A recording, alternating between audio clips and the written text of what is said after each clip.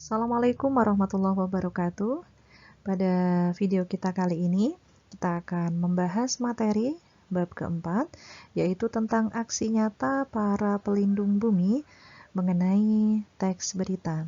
Jadi seperti apa nanti teks berita, tentang struktur, kemudian tujuan pembuatannya, unsur kebahasaan, contoh teks berita, dan lain-lain. Silakan simak baik-baik video ini hingga selesai. Bagian pertama yang akan kita bahas adalah pengertian berita.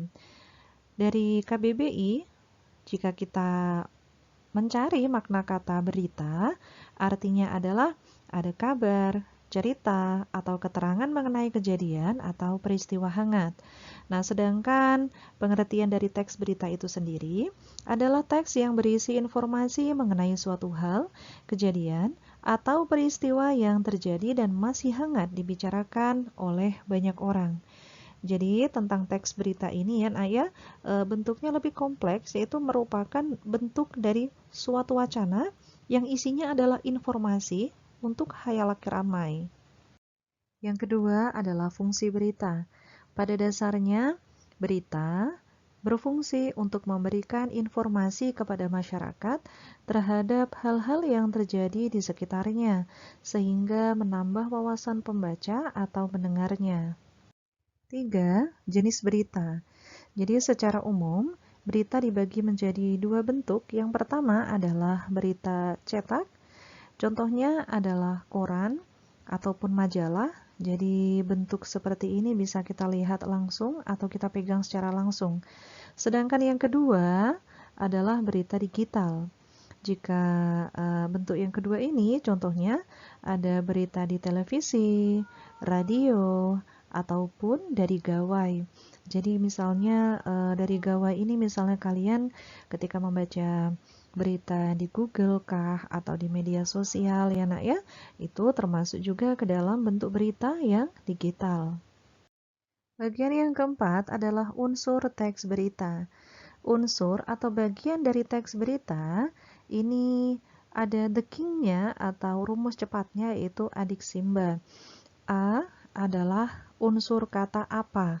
Jadi kalau nanti ada pertanyaan apa, jawabannya adalah hal yang dibicarakan. Kemudian di yang kedua adalah di mana. Jika ditanyakan kata di mana, maka jawabannya adalah berupa tempat. Kemudian yang ketiga adalah K. K ini adalah kapan. Jawabannya ketika ditanya gitu ya, kapan, maka jawabannya adalah berupa waktu. Sedangkan si adalah siapa. Ketika pertanyaan ini diajukan, maka jawabannya adalah berupa orang atau pelaku. Kemudian ada M. M yang selanjutnya ini adalah mengapa. Ketika kata tanya ini digunakan, maka jawaban yang diperoleh adalah berupa alasan. Sedangkan yang terakhir adalah ba, yaitu bagaimana. Ketika kata tanya ini digunakan, maka jawaban yang diperoleh adalah berupa keadaan. Jadi seperti ini nak ya. Nanti dalam bentuk yang seperti ini kalian akan sering sekali menemukan dalam bentuk soal ketika kalian ujian. Biasanya kalian akan ditanya masuk kategori unsur apa. Apakah apa, D-nya di mana, K-nya kapan, C-nya siapa, M-nya mengapa, kemudian ba adalah bagaimana. Yang kelima adalah ciri-ciri teks berita. Jadi teks berita ini memiliki ciri-ciri antara lain. Yang pertama, informasi yang disajikan bersifat aktual dan umum. Jadi aktual ini adalah bersifat baru. Nah ya. Yang kedua, bahasa yang digunakan adalah bahasa yang baku. Nah ini kita sudah pernah belajar kemarin ya. Bahasa baku ini misalnya ada kata resiko dengan risiko, maka yang benar risiko ya. Ada apotek dengan apotik, yang benar apotek ya, yang pakai E. Kemudian ada cabai dengan cabe, maka yang baku adalah cabai. Nah, seperti itulah kata-kata yang baku. Nah ya, jadi bahasa yang baku adalah bahasa yang sesuai dengan KBBI. Yang ketiga, fokus pada peristiwa yang terjadi, bukan pada pelakunya. Jadi kejadiannya itu apa gitu ya. Bukan pada pelaku. Kalau pada pelaku, itu namanya adalah cerita. Biasanya cerita ini masuk kategori cerpen ataupun novel. Yang keempat, menggunakan verba pewarta yang berisikan kalimat pemberitahuan informasi. Verba pewarta adalah kata yang digunakan untuk mengindikasikan suatu percakapan. Jadi kayak kalian kalau lihat naskah drama, nah, itu namanya verba pewarta. Misalnya ya, Budi titik 2 ngomong apa, Sinta titik 2 ngomong apa, itu namanya verba pewarta. Yang kelima, menggunakan verba transitif atau ada objek di dalam penjelasannya. Kalau ini biasanya agak jarang ya. Yang keenam, menggunakan kalimat langsung dan tidak langsung. Kalau kalimat langsung, kalian masih ingat ya, dia bentuknya menggunakan tanda baca petik. Sedangkan yang tidak langsung berarti tanpa tanda petik. Nah, lawan dari itu gitu ya. Yang ketujuh atau yang terakhir adalah terdapat penjelasan mengenai waktu dan tempat terjadinya suatu peristiwa. Jadi biasanya ada kejadiannya itu diikuti oleh keterangan waktu dan tempat. Nah, peristiwa itu atau kejadian itu ya. Misalnya begini. Jepara ada dalam kurung gitu ya nak ya. 3 bulan 3 misalnya nak ya, telah terjadi kebakaran di kantor apa misalnya begitu nak ya. Jadi kalau itu keterangannya adalah keterangan waktu kalau 3 bulan 3 ya. Atau misalnya nak Cepogo, koma, Kembang. Nah, jadi biasanya koma Kembang itulah yang dia menyatakan tempat. Cepogo tuh di mana sih? Oh, di Kembang. Jadi Kecamatan Kembang. Jadi seperti itu, Nak. Itu kalau dalam bahasa Indonesia, nanti kalau kalian kelas 9, itu namanya aposisi, Nak. Aposisi itu namanya adalah keterangan tambahan gitu ya. Jadi dia menjelaskan tempat atau waktu, kapan kejadian atau keterangan lebih khusus dari apa yang dikatakan sebelumnya. Selanjutnya yang keenam adalah struktur teks berita. Jadi struktur, kalian masih ingat ya nak ya? Struktur itu kata lain dari bagian. Jadi kayak ketika kalau kita manusia ada terdiri atas 3 bagian besar ya. Ada bagian kepala, badan, kemudian kaki. Sama seperti berita nak, ada 3 bagian besar yang ada dalam sebuah berita. Bagian yang pertama adalah judul atau headline. Judul adalah kata kunci yang mewakili keseluruhan berita.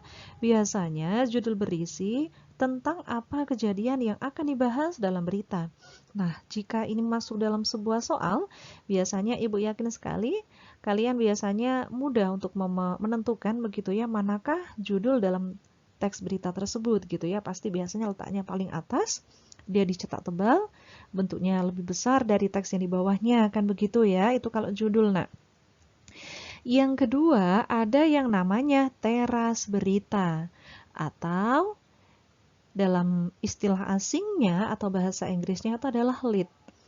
Teras adalah bagian yang lebih menjelaskan isi berita dari sekadar judulnya. Dalam teras berita, terangkum inti dari keseluruhan isi berita. Nah, seperti halnya judul, lead juga harus ditulis dengan menarik agar pembaca mau membaca teks berita secara keseluruhan dari paragraf ke paragraf selanjutnya. Nah, gampangnya begini untuk menentukan teras berita ya. Teras berita itu biasanya letaknya ada di bawah judul, kemudian terdiri atas satu paragraf biasanya, nak. Nah, ciri khasnya adalah biasanya dia akan diawali dengan nama geografi. Misal ya, Jepara. Strip yang panjang atau tanda pisah ya nak ya, telah diperoleh gitu ya nak ya, piala penghargaan untuk siswa SMP Negeri 2 Kembang karena memenangkan lomba apa misalnya begitu ya. Jadi biasanya ciri khasnya nak untuk teras berita atau lead itu biasanya akan diawali nama geografi, letaknya ada di bawah judul dan terdiri atas satu paragraf. Gitu ya, itu kata kuncinya. Nah, selanjutnya untuk yang ketiga adalah tubuh atau isi berita. Nama lainnya juga disebut sebagai body. Ya, tubuh adalah inti dari seluruh teks berita yang berisi penjelasan lebih lengkap. Berbeda dari lead, tubuh benar-benar menjelaskan keseluruhan peristiwa yang ingin dijelaskan dalam teks berita. Bahkan, tubuh teks berita juga bisa berisi informasi-informasi tambahan dari peristiwa yang dijelaskan dalam sebuah berita. Jadi, isi lengkapnya berita itu, itu terdiri atau ada di tubuh berita itu tadi. Gitu ya. Jadi, bentuk yang menjelaskan lebih rinci atau detail dalam sebuah berita, itu namanya tubuh berita. Jadi, gampangnya gini, berita itu terdiri atas 3 bagian. Yang pertama adalah judul, yang kedua nanti satu paragraf, itu namanya teras berita, Gitu ya. Nanti mulai paragraf 2 sampai terakhir, itu namanya tubuh berita atau body, gitu ya. Gampangnya seperti itu. Tadi kita sudah membahas tentang strukturnya ya. Mari kita lihat contoh teks berita secara lengkap dan kita coba tentukan struktur teks dari berita yang ada di bawah ini. Mari kita baca teks berita berikut. Badai salju dan angin kencang ancam 75 juta warga Amerika. Nah, itulah yang disebut sebagai judul ya. Ibu yakin sekali kalian sudah sangat paham ketika ditanya atau diminta untuk menentukan mana bagian judul ya, ya. Kemudian coba kita lihat paragraf pertama. Badai salju dan angin kencang dari timur laut berpotensi mengganggu 75 juta warga Amerika Serikat. Tepatnya berpotensi memutus suplai listrik berbagai wilayah, menimbulkan banjir wilayah pesisir dan merusak perjalanan. Nah, paragraf 1 inilah yang disebut sebagai teras berita atau lead yang sudah kita pelajari di awal tadi ya. Nah, kemudian gampangnya paragraf kedua sampai akhir itulah yang namanya badan berita gitu ya. Badai yang terbentuk di lepas pantai Carolina, Amerika Serikat, Jumat malam ini kemungkinan akan menguat dengan cepat saat mulai naik ke pantai timur semalam hingga Sabtu. Dilansir dari CNN Twitter 29 Januari, peringatan badai salju sudah disuarakan Jumat malam dan diperluas untuk mencakup 10 juta orang di 10 negara bagian di wilayah pesisir New England hingga Virginia. Zona tersebut meliputi Portland, Maine, Boston, dan Cape Cod, Massachusetts, sebagian timur Long Island di New York, kota Atlantik, New Jersey, dan Ocean City, Maryland. Layanan Cuaca Nasional AS juga memprediksi kondisi pemadaman listrik akan membuat perjalanan sulit, bahkan tidak mungkin karena salju ditambah angin berkecepatan 56 km per jam selama lebih dari 3 jam, membuat jarak pandang kurang dari 400 meter. Bahkan terdapat lebih dari 2.000 penerbangan AS telah dibatalkan Sabtu menurut FlightAware. Hujan salju terberat kemungkinan akan jauh melintasi petak membentang dari pantai timur Maryland hingga sebagian besar Maine. Dengan ketebalan salju kemungkinan bisa mencapai 6-12 inci, kata Pusat Prediksi Cuaca WPC Jumat pagi.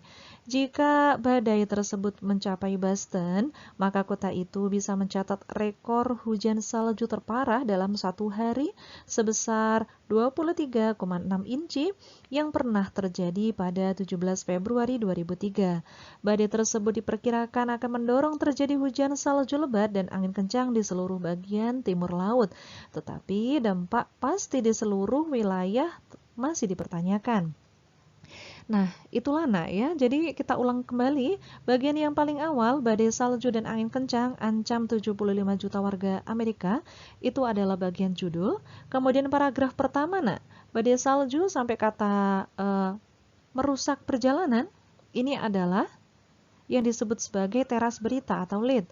Sedangkan paragraf kedua hingga akhir inilah yang disebut sebagai isi berita atau badan berita. Sudah paham ya bagaimana cara menentukan struktur atau bagian dari teks berita? Selanjutnya, dalam sebuah teks berita dikenal ada yang namanya kosakata teknis. Nah, ketika dalam soal biasanya kalian akan ditanya kosakata teknis itu sama dengan kata teknis, ya. Kosakata teknis atau kata teknis adalah istilah atau kata, ya, istilah dalam bidang tertentu. Misal, dalam bidang pendidikan, kita itu sering sekali menemukan ada istilah-istilah misalnya kurikulum, remedi, literasi, MPLS misalnya, PPDB, PSAJ, kemudian I-rapor ya, kemudian naik kelas, ranking, rapor ya, itu adalah istilah-istilah dalam bidang pendidikan. Nah, contoh yang lain juga misalnya dalam bidang kesehatan. Kita sering mendengar istilah imun, injeksi, opnam, diagnosis, overdosis, bed rest, prematur, posyandu, imunisasi, vaksin, medis, dan lain-lain. Jadi nak, kata lainnya, kata teknis ini adalah istilah ya atau kata-kata dalam bidang tertentu yang biasanya jarang kita gunakan. Kita gunakannya ketika membicarakan hal tersebut. Misalnya ketika kita dalam bidang kesehatan, maka kata-kata ini sering sekali muncul atau sering kita dengar ya. Jadi seperti itu. Tadi kita sudah membaca teks berita yaitu yang berjudul Badai Salju dan Angin Kencang ancam 75 juta warga Amerika. Nah, nak, misalnya tadi ya, teks yang sudah kita baca tadi, kok kita ditanya kosakata teknisnya itu yang mana gitu ya.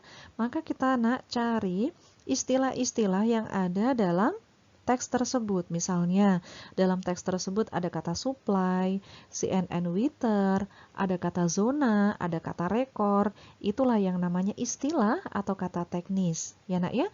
Jadi kalau misalnya, Bu ada kata salju, kemudian ada kata dan, ada kata pantai, itu kata-kata yang biasa nak. Ya, kata biasa itu kata apa? Kata yang sering kita pakai, kata yang sering kita gunakan.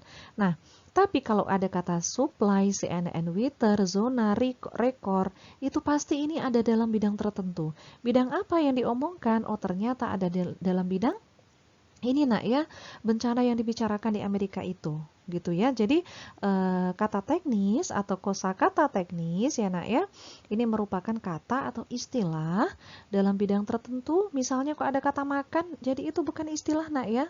Atau misalnya minum atau berjalan atau kata tersebut ada kata mencapai, itu bukan. Gitu ya. Jadi gampangnya ini merupakan istilah. Istilah yaitu kata yang jarang kita temui, kita akan menemui dalam bidang tertentu dan itu jarang digunakan.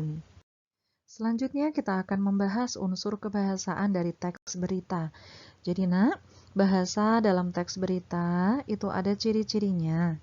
Ya, yang pertama, dia menggunakan kalimat tunggal. Kalimat tunggal adalah kalimat yang terdiri atas satu klausa. Satu klausa itu satu pasang SP, nak. Satu pasang subjek dan predikat. Jadi subjeknya hanya ada satu, predikatnya hanya ada satu. Contoh ya, polisi menjaga alun-alun Jepara. Polisi itu jadi subjek, menjaga predikat, alun-alun Jepara jadi objek. Yang kedua, menggunakan kalimat majemuk. Nah, kalau kalimat majemuk ini ya nak ya, adalah kalimat yang terdiri atas dua atau lebih klausa. Jadi gampangnya gini nak, ada dua subjek, ada dua predikat gitu ya. Coba kita lihat ini contoh kalimatnya. Pak Guru subjek, datang predikat. Dogol subjek, berada predikat, di luar kelas keterangan. Ketika kalimat ini digabung jadi satu nak, ketika Pak Guru datang, Dogol berada di luar kelas. Jadi tetap nak, ketika Pak Guru datang ini kan polanya awal mulanya ini keterangan. Dogol jadi subjek, berada predikat, di luar kelas jadi keterangan. Tapi keterangan kata ketika Pak Guru datang, nah ya ini bisa dipecah jadi subjek predikat. Pak Guru jadi subjek, datang jadi predikat. Jadi tetap saja nak, dalam kalimat kedua ini terdiri atas dua pasang SP. Yang ketiga adalah menggunakan konjungsi kronologis. Kronologis itu konjungsinya ada kata kemudian, lalu, setelah itu ya, pada akhirnya. Misal, polisi memeriksa laboratorium yang terbakar, kemudian mereka melakukan wawancara dengan saksi. Ada kata kemudian di situ. Jadi jelas itu namanya konjungsi kronologis ya. Jadi kronologis itu pekerjaan satu ke pekerjaan yang lain, itu namanya kronologis ya. Yang keempat, menggunakan konjungsi kausalitas. Kausal itu sebab akibat. Nah, jadi kalau yang menyatakan sebab itu ada kata sebab dan karena ya. Oleh sebab itu, oleh karena itu ya. Misalnya, kebakaran terjadi karena kebocoran tabung gas. Atau ada kata yang menyatakan akibat, nak ya, kalau akibat itu sampai dan sehingga. Misalnya Dogol jatuh sampai kakinya lecet, itu yang menyatakan akibat. Selanjutnya yang kelima adalah menggunakan kata ganti atau pronomina pada kejadian yang dijelaskan. Misalnya pronomina nak ya, ini ada kata ini, itu, tersebut. Pronomina itu kata ganti. Contoh ya, bencana tanah longsor terjadi di kota Sumedang kemarin malam. Peristiwa ini apa? Ya tanah longsor tadi gitu ya. Jadi di kalimat 2 ada kata ini. Ini itu merujuk ke kata sebelumnya yang ada di kalimat 1. Nah, kata inilah gitu ya, kata ini gitu ya. Itulah yang namanya pronomina atau kata ganti. Jadi ini adalah beberapa ciri khas ya, unsur kebahasaan atau bahasa yang digunakan dalam teks berita.